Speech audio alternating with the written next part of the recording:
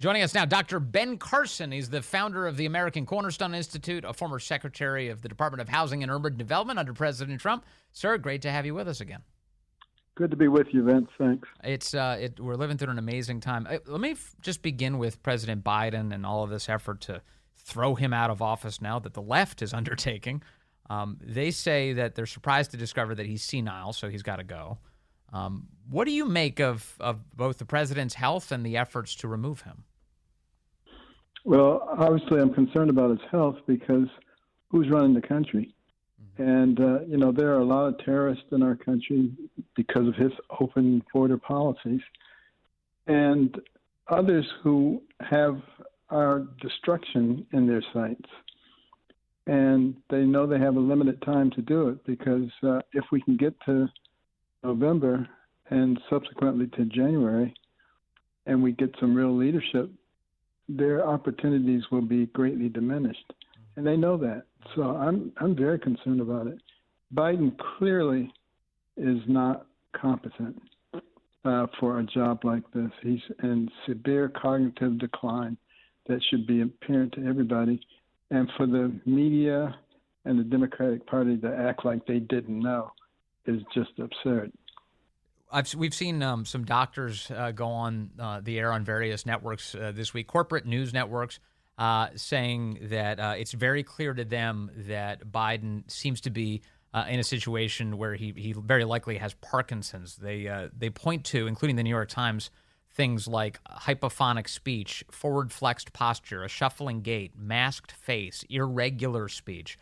As you view it as a medical doctor, do you think it's right to look at this and go, this guy clearly has a cognitive disorder? Well, the physicians who have seen him, particularly the neurological specialists, have an obligation to tell the truth about what their findings are. Certainly, looking from afar without having examined him, there appears to be some validity to what you just said.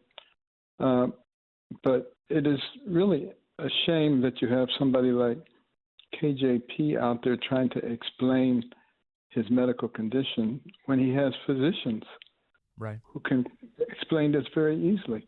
Obviously, they continue to rely on their ability to hide things. The only difference right now and 6 months ago is that the press is starting to do its job. They're starting to turn on them. Of course, that's just to protect their own hide because it's very apparent that they were involved in this collusion as well. Right, and they seem to be very desperate to replace Biden in order to ensure that some other Democrat can win. Exactly. Completely disregarding the fact that he's the people's choice. The people saw him too. I mean, they chose him. Of course, they didn't give him any other choices, but this is their own doing. All of this is backfiring on them because they're so dishonest. Yeah, and it's really being exposed. I mean, you once. It's funny. I often think about your story and as it relates to the media's treatment of you, because there were many years where the press held you up as an example of a great American success story, given your career in medicine and your achievements. The second you entered politics, though, the knives came out, didn't they? Exactly, and I say exactly the same things now that I said 30 years ago. Same things that are in my books from 30 years ago, which were great articles that they held up, and now he's a terrible person. Of course, that's starting to change now, too, for the better. I think more people are sort of waking up and thinking for themselves, and that's a good thing. That is a good thing. I'm definitely detecting that as well. The Republican convention is coming this next week. Can we expect you to be there? Will you be speaking at the convention? Yes, I will be there, and all the speaking roles are still in the process of being worked out. Well, if they're wise, they will invite you and give you a prominent position at this event because you're a great spokesman for the country, and it'd be nice to see you at the convention again. You did speak in 2020, right? Yes, I was there. There was much confusion, but in the end, it turned out to be a pretty great convention. Yeah, no, it'll be good. It'll be good to hopefully to see you on that stage this coming week. Can you give us a sense of what you think of the Veepstakes, the effort to choose a running mate? Your name, of course, constantly comes up in this conversation. A lot of people like you to be President Trump's running mate. First of all, are you going to be his running mate? Do you want to make any announcements? I have no announcement to make. I don't think anybody, except I'm not sure that he even knows. But I think there's a lot of data being analyzed right now. Yeah. And he's trying to figure out who would be the best. Anybody would be terrific compared to what the other side is offering. Oh, totally. Go ahead. No, I was just going to say we have a very deep bench of talent. And the great thing is we have all these people who are running or who ran for president, many of whom can be put into the cabinet, who will be incentivized to do an incredibly good job in order to position themselves in 2028. All that is going to work toward helping to bring our economy back, bring safety back, bring common sense back. Yeah, that's critical. How important is this running mate pick, do you think? And what should President Trump aim for with this person? Well, I think President Trump is going to win in November, regardless of who he picks. He could pick a head of lettuce. I think you're right about that. But it would be good. It'd be good to have somebody, has a record of accomplishment who can do stuff. Okay. Because you can make them like the czar for the border. Yeah. You can assign them to help clean up the deep state. Some things like that, very specific, and I think that would be very helpful. Yeah, that would be a big deal. I think it's fair to say, for just between us, that you have a better chance of becoming the running mate than a head of lettuce. I think right now your odds are better. I'm just convinced of it. I gotta say. Let me get your thoughts on Kamala Harris. There's some conversation that the left is saying that we need to replace Joe right now with Kamala Harris. And make her the president of the United States. Get Joe to resign, put her at the top of the ticket, and then try their luck with her. What do you make of her as a candidate, and what does it mean for the country should she become president? Well, I suspect that she will become president. I don't think he's going to be able to hold out too much longer.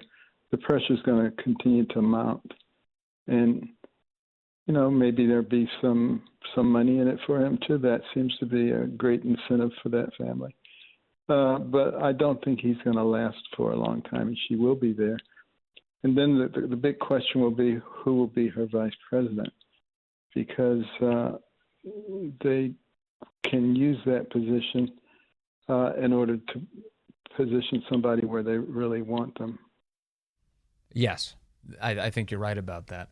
But as president of the United States, one of my fears is that, first of all, Joe Biden lacks the competence to actually do the job, as you and I are discussing, and so many recognize. So, in other words, other people have been running this country into the ground and using Joe Biden as the vehicle through which to do that. I worry that Kamala Harris would be a lot more dangerous even than Joe Biden. Do you have that fear? Well, I worry that she may not be quite as easy to control.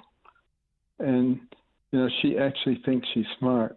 And that can be pretty dangerous because she'll say, well, I know better than these people who are trying to advise me. Right. And that could be a real problem. There's no question about it. Yeah. And a lot of the thinking in their party is that she's entitled to the role by virtue of the fact that she is a black woman. Which I think that's very retrograde thinking, that this idea that somebody's entitled to a role because of their gender and skin color. It's absolutely absurd. And, we were making so much progress on the racial front, basically before the Obama administration. And, since that time, people have focused on the wrong things. As I've said many times, as a brain surgeon, when I would go into the operating room and peel back the skin and take off the skull bone and open the dura, I'm operating on a thing that actually makes the person who they are. It's not the skin. It's not the hair texture or hair color. It's the brain, stupid. We need to start thinking more deeply. And Superficial thinkers are things like ants. You got red ants and black ants. What do? They fight. Why? Because one's red and one's black. Have you ever found the brain of an ant? It's hard to find. That's their excuse. What's our excuse?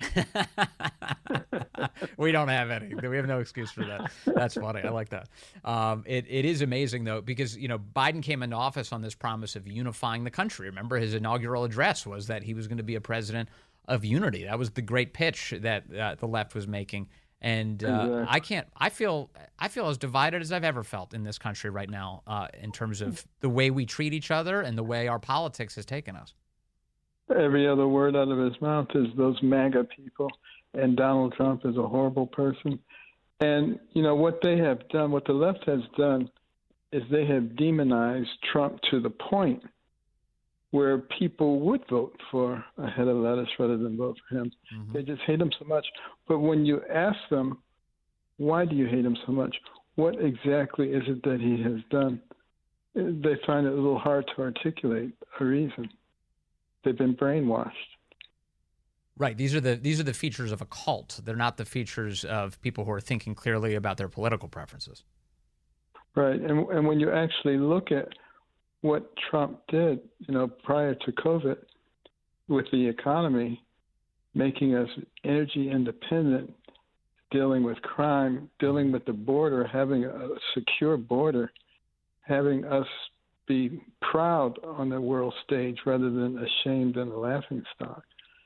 It was fantastic, the things that he did, and that was just getting started. Yeah. Lastly, I'm gonna play some audio coming up, Dr. Carson, but to this effect. But these Democrats who say that Donald Trump is some sort of authoritarian threat to the country, that he's a fascist, and that it's the end of the country and the end of democracy. First of all, do you really think that these guys believe it when they say that? I'm talking about the leadership of that party, not the people who are misled by them. And how dangerous is this language? No, they don't believe it, but one of their distinguishing characteristics is that they always blame the opposition of what they're doing. What have they done? They have taken the Justice Department and used it with lawfare against their political opponent. I mean, that's third world banana republic stuff. All the things that they're doing, the mandates that they had for COVID, all the people who lost their jobs, who never got an apology, any confession of wrongdoing, that's the sign of an authoritarian government. Yeah. They are the ones who are doing this. Big time. Well, Dr. Ben Carson, former Secretary of Housing and Urban Development, thank you as always for your time and your wise counsel. And we look forward to whoever the running mate is, whether it's J.D. Vance or Marco Rubio or a head of lettuce or Dr. Ben Carson. We'll all know by next week. Sir, thank you very much.